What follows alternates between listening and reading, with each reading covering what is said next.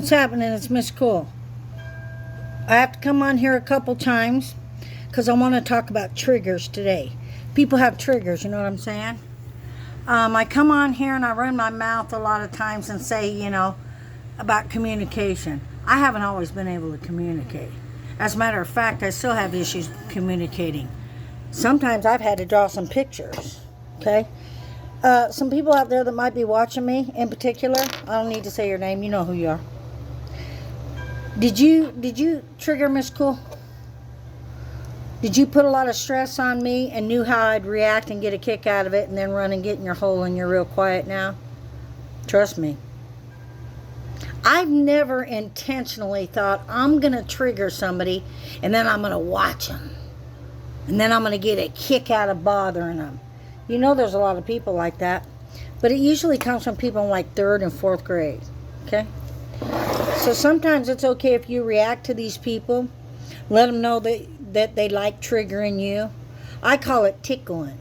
They get a tickle out of it. Sometimes I've had to go off on a few people and keep saying tickle. Did that tickle you? Because they're repeatedly repeating over and over again, triggering something about you that they know hurts you. Say, for example, if you know somebody, that has triggers, you might not want to kind of talk about it. You get the thought and you're like, well, I won't talk about their dog that died. Because that's going to make them feel sad and blue. But that very same person might come at you. Guess why?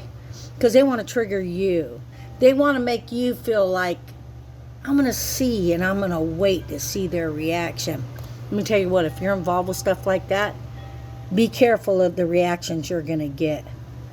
Okay? Especially if you have a pattern of doing that to people that are trying to heal in therapy.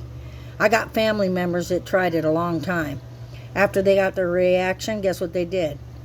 I'm going to give you a count of 3 to guess. 1, 2, 3. Well, they ran. They didn't want to be a part of it anymore because they already got out of you what they wanted, a reaction.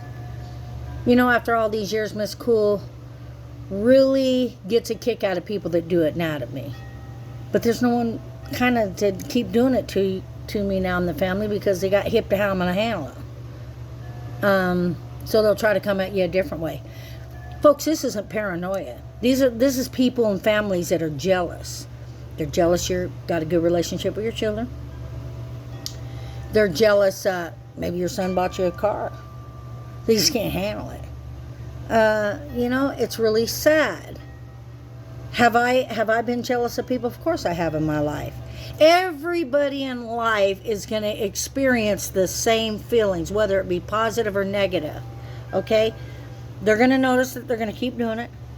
And the ones that keep doing the same thing, you got to deal with it. You got to deal with it.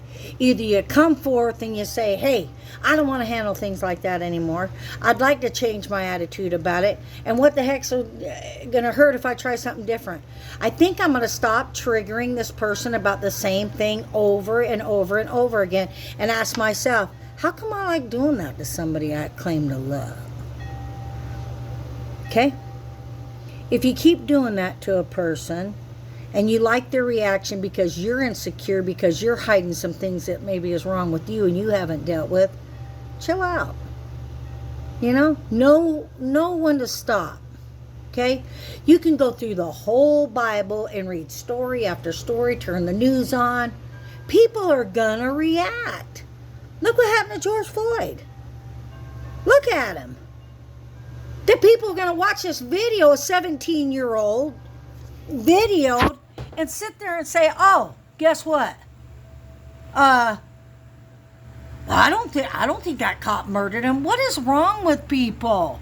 I keep talking about George Floyd because every day of my life I'm thinking, boy, that police officer sitting in that jail. Boy, he can't have a cup of coffee. Yeah, there's a lot of black people that have hurt white people. We're not talking about that. Okay, everybody seems to take that out of context as well, too. Oh, George Floyd, a lot of people didn't get that attention. That's not the point. The point was he did it on camera.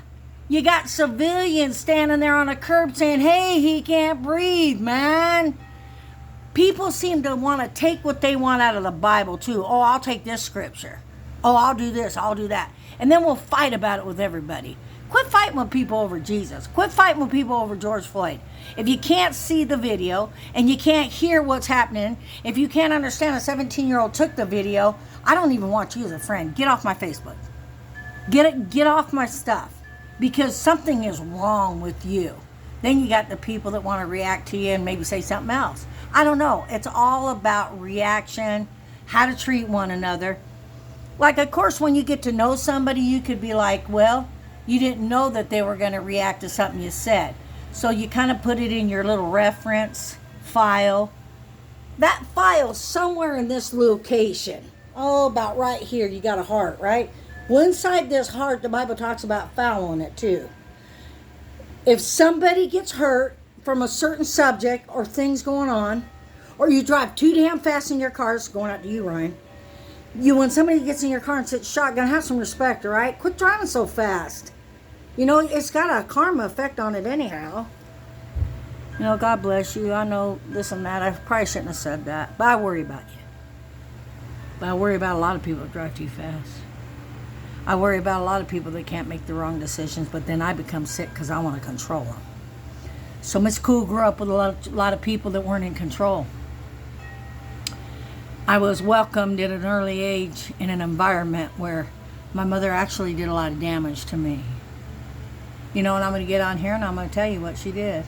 Just one of the stories in particular that give me post-traumatic stress disorder. She hurt me real bad a lot of times, but this time in particular really did something to me. I was standing about, 12, 13 in California on Washington Boulevard in Pasadena. As she come out of the apartment with a brown paper sack rolled up. My mom smoked, took drugs, felt sorry for herself. She was a victim. That's another thing I can't stand, people that are all the time taking drugs and don't want to feel real pain. When you deal with some real pain, you might can make some changes in your life, all right? I'm not saying medication don't help people, so let me get back to the story. She walks out, right? And I look at my mom, I go, where are you going? Mind you, I was like, I think 13. She said, I'm going to go to the ocean. We were in California. Probably maybe a 30-minute ride on the bus because she couldn't drive. Or anywhere. I said, where are you going, Mom? Oh, I'm going to the ocean. I'm just going to keep on walking until I die. You know that affects a child. I felt helpless. I couldn't help her. Do I take into consideration now that she had some mental issues? Yeah, but my scar's there. So I didn't believe her, right?